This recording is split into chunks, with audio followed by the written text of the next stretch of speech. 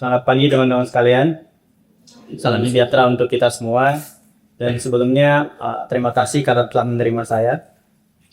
Baik, dalam 15 menit yang disediakan oleh panitia, kiranya saya ingin membicarakan dua hal.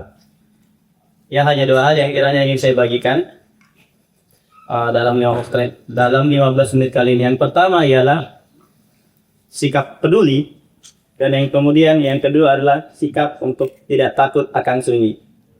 Mengapa dua hal tersebut? Sebelumnya harus cerita bahwasanya teman-teman sekalian, saya adalah seorang aktivis yang dulunya memulai dari bangku perkuliahan yang sama.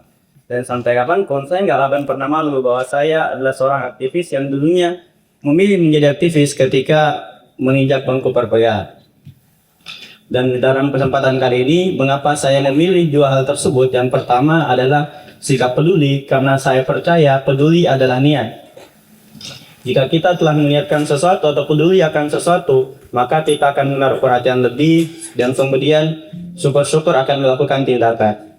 Yang kedua, mengapa saya memilih jangan takut akan sunyi? Karena bagi saya, teman-teman sekalian, jangan takut sunyi adalah sikap.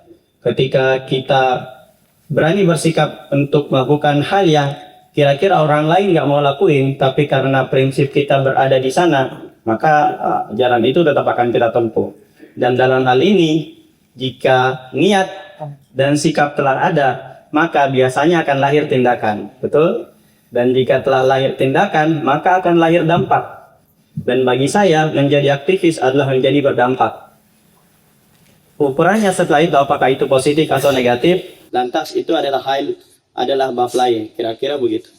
Dan dalam hal ini, teman-teman sekalian, saya ingin kita untuk peduli pada satu hal, mengajak teman-teman untuk peduli pada satu hal, yakni masa depan Indonesia. Seringkali kita bercerita bahwasanya atau kita tumbuh dengan ide bahwasanya Indonesia di tahun 2045 akan menjadi sebuah negara dengan cita Indonesia emas, di mana kita bercita-cita akan hal tersebut karena kita mengalami bonus demografi yang luar biasa.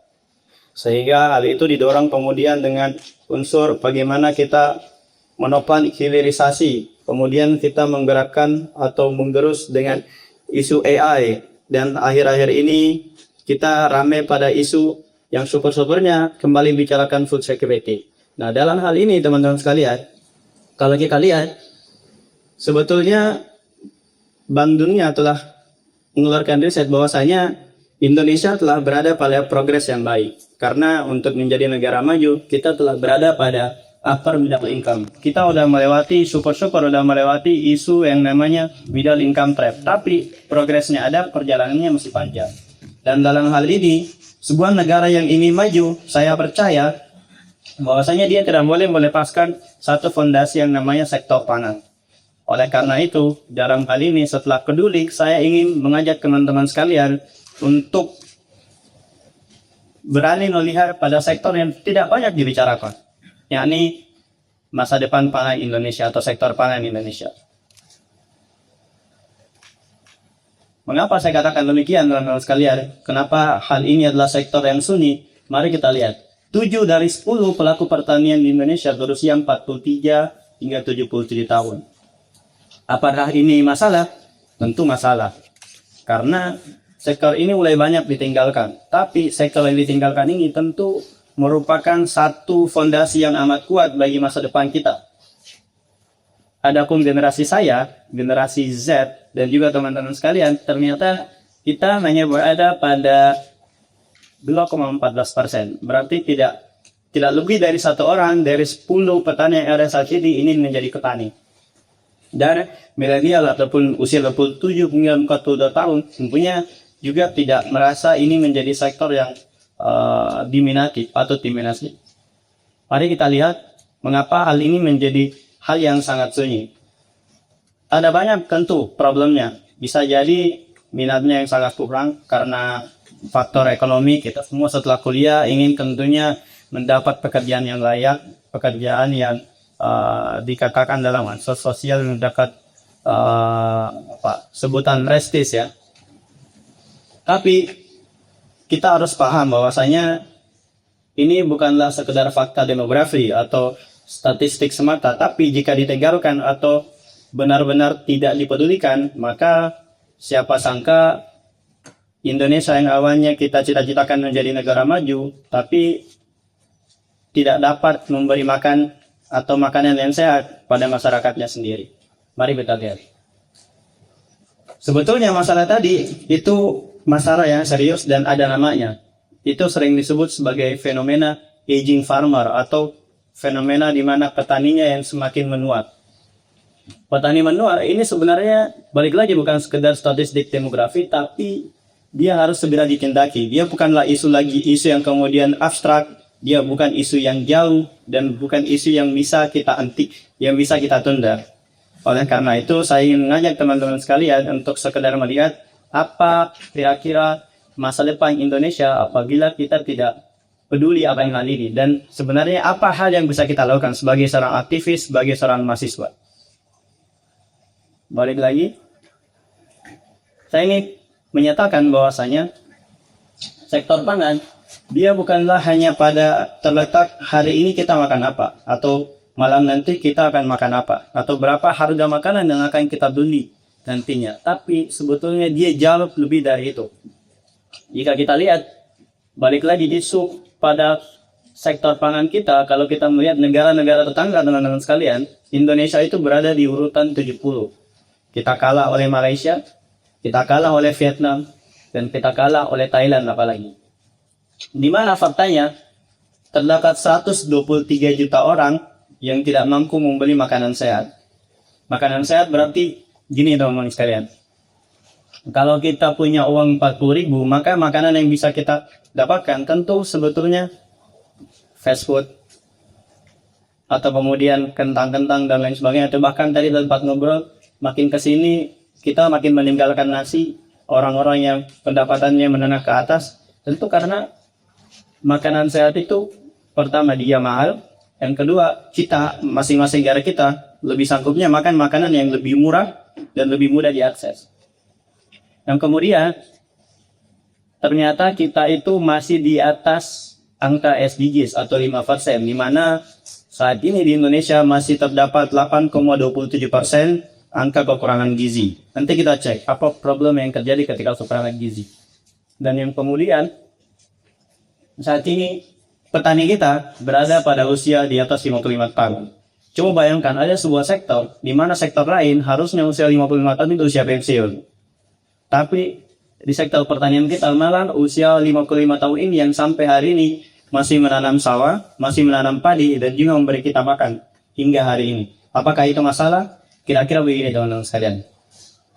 Kalau kita melihat isu aging farmer bukanlah isu yang dekat, maka saya ingin memberikan pernyataan bahwasanya seharusnya kita tidak berada pada new normal. New normal di mana kita melihat makanan itu kalau mahal dan sehat itu normal.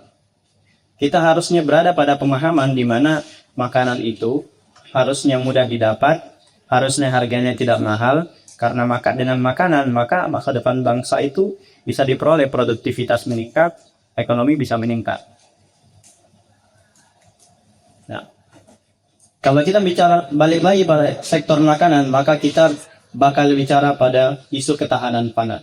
Ketahanan pangan tidak boleh serta-merta dilihat sebagai balik lagi apa yang kita makan hari ini, tapi ketahanan pangan ialah sebuah kondisi, cadangan pangan adalah sebuah kondisi di mana ketika negara kita sedang mengalami gejolak atau saat ini sedang dalam krisis global konflik, atau yang terakhir kita alami pada isu pandemi, maka apabila kita terisolasi dari negara lain, maka Indonesia itu hanya bisa bertahan hidup 21 hari. Balik lagi 21 hari. 21 hari itu berarti, teman-teman sekalian, kurang lebih dari sebulan. Tentu pertanyaan, bukannya produksi kita, sawah kita banyak, betul banyak. Tapi jika dibandingkan dengan jumlah populasi itu sangatlah jauh. Kalau kita lihat negara-negara di tetangga kita aja, ada Vietnam yang lebih banyak, atau Thailand yang 100 hari lebih lama.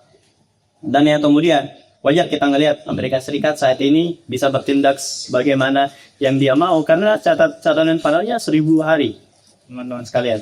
Berarti dia bisa terisolasi, dia bisa melakukan apa aja karena mereka berada pada margin dan buffernya yang lumayan besar. Saya tidak ingin menyatakan bahwasanya Indonesia sedang berada dalam krisis ini, tapi yang saya ingin sampaikan bahwasanya hal ini tentu menjadi permasalahan. Oke. Kemudian saya ingin cerita bahwasanya ketika cadangan pangan satu hal yang sekali ini menjadi problem, maka kita harus melihat bagaimana sebenarnya ketahanan pangan itu equal to national resilience.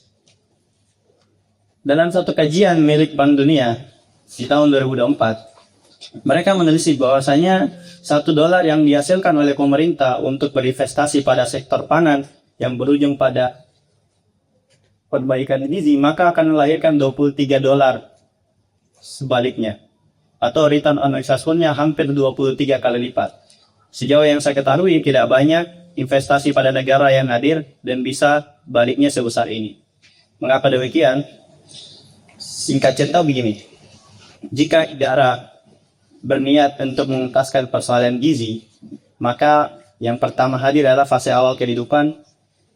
Tidak banyak bayi-bayi yang meninggal.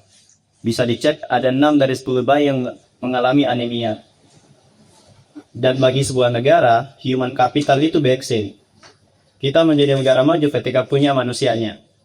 Itu yang pertama. Dan kemudian di fase kedua, ketika berinvestasi pada perbaikan gizi, maka produktivitas meningkat. Jadi kita semua super berada di sini tentu bukan karena sekedar gen orang tua teman-teman atau kekayaan teman-teman di rumah atau bagaimana hasil produksi teman-teman di rumah, tapi ada sektor di mana teman-teman bisa belajar dikarenakan teman-teman mengonsumsi gizi yang sehat. Dan kemudian nanti ketika selesai kuliah, teman-teman bisa berkompetisi dengan masyarakat-masyarakat lain, manusia-manusia lain, karena teman-teman memiliki tubuh yang tua. Alhasil dinyatakan 23 kali lipat dari $1 yang diinvestasikan. Kemudian kita bisa melihat teman-teman sekalian, di sisi lain ada 295 juta orang yang terkena kelaparan akut. Kalau teman-teman sering lihat pada foto di mana ada anak kecil tubuhnya kurus, fainty gitu, bayangkan kalau ada 295 juta orang yang mengalami hal yang sama. Apakah itu masalah? Itu masalah jika terjadi di sebuah negara. Yang pertama, akan ada kematian massal. Yang kedua, ketika kematian massal ada, maka akan ada gejolak, konflik besar-besaran dalam lingkup sosial. Yang ketiga, ketika ini terjadi, maka ekonomi menurun karena produktivitas melemah. Tidak ada orang, sangat sedikit orang yang bekerja. Yang keempat, bisa jadi struktur negaranya yang berada dalam bahaya karena ekonomi turun sama dengan negara bakal jatuh. Jadi banyak kita lihat di negara-negara Afrika. Lantas saya mau balik lagi pada pernyataan. Terus gimana peran pemuda? Dulu teman-teman sekalian, saya sering beranggapan bahwasanya menjadi aktivis adalah menjadi orang yang paling keras teriakannya di panggung-panggung jalan. Namun kali ini saya paham dan saya ingin merubah definisinya atau mengajak teman-teman berubah perspektifnya bahwasanya menjadi aktivis bukanlah yang menjadi paling ribut, tapi mungkin kita patut untuk balik lagi pada dunia yang sunyi, yang mana saat ini banyak ditinggalkan, di mana kita patut kembali pada sawah, patut kembali pada tanah teman-teman di kampung, dan lain sebagainya.